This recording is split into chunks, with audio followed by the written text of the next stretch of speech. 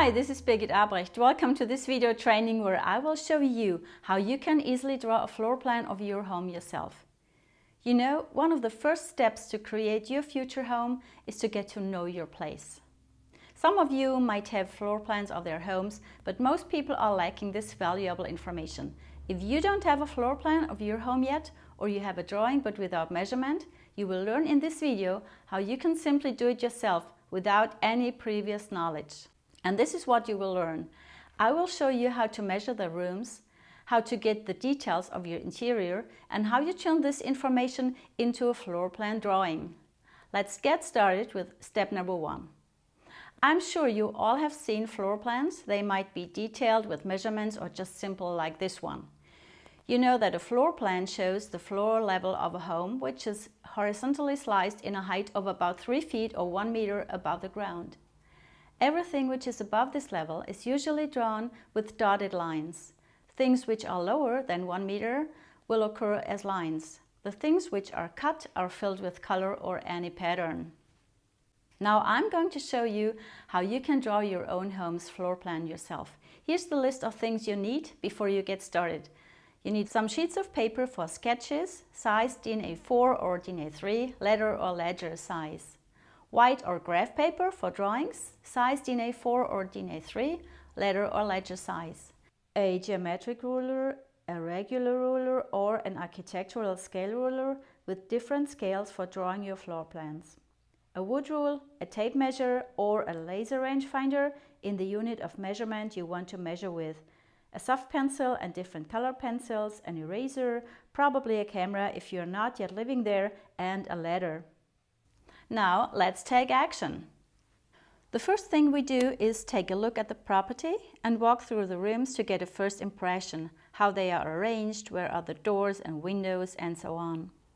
Then we make a very simple sketch without scale of the home and the outdoor space we might use.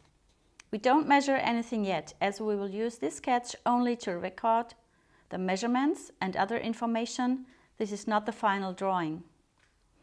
Make sure that the walls have 2 lines and not just one.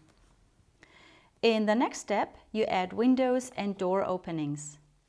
When you have finished this, make 3 copies of this sketch. Now take the first copy and add 3 dimension chains on each side, where you delineate the room and window dimensions. Also add the use of the rooms. Now we can start to measure. When we do this, we have to decide which unit of measurement we want to use. We can either use the imperial measurement, which is in inches and feet, or the metric measurement, which is in centimeters and meters. Take the one you are familiar with. In our example, I'm using the metric system, but the process is the same. Now decide in which room you want to start to measure, and start in one corner of the room. Go clockwise and measure for each room. The walls and openings, like windows and doors, the height of the rooms and of the window sills, and other features like fireplaces, staircases, and so on. If there is outdoor space which you can use, for example a patio, a terrace, or flower beds, then take these dimensions as well. Write down each measure into your sketch using the dimension chains. The windows have a width and a height. Measure both and write the width above, the height below the dimension chain. You can also draw the part where the window measurements are in a different color if you like. Now let's go ahead with inner measurements. Measure door openings and where they are located in the wall. Write them down in your sketch as well. Now we have all the important measures we need for the floor plan drawing. The next step is to get the details of the interior. For this we need the second copy of the sketch. Now we measure and add inbuilt furniture including cabinets, kitchen, bathroom and laundry objects, floorings, shutter and blinds outside and inside. You can add them to your sketch by using these symbols and write down the additional information, for example the size. Alright, we are almost done with this step. Just one more thing to think about.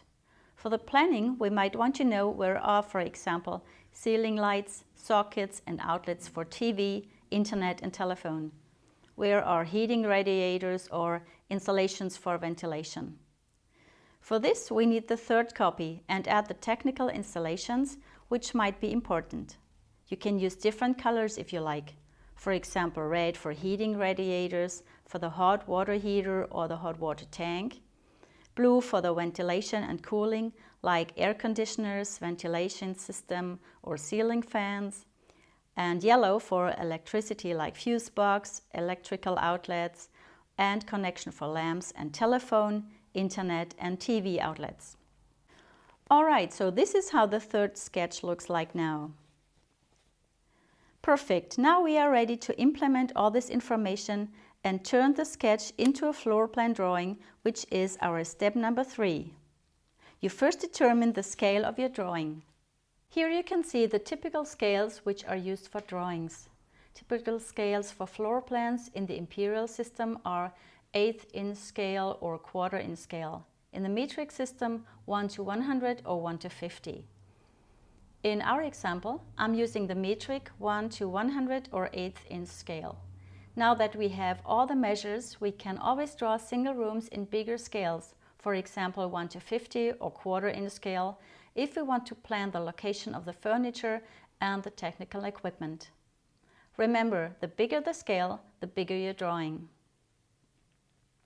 Now make your final drawing according to your measurements using the symbols. You can use white paper or graph paper if you like. If you are familiar with a computer program, you could use this to make the drawing.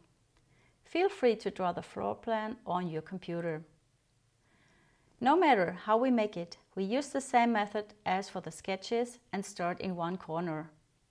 Take the first copy with the measures and start with the walls, windows and door openings, according to the chosen scale.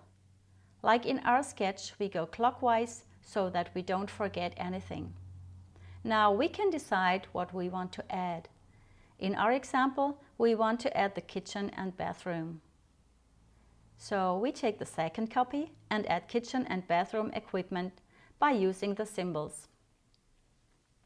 Alright, so now we are almost ready with the first floor plan. There is one more thing we need to do. If you don't have information about the orientation, you should determine this now for your home. The north arrow on the drawing indicates the north direction and therefore the orientation of the building in relation to the sun. Depending on where you live, on the northern or on the southern hemisphere, you can now see which rooms are sunny and which aren't. If you don't have a site plan with the north arrow, check on Google Maps. Enter the address. The maps are basically facing north. Now enlarge the one major outside wall, then determine the angle with a triangle ruler.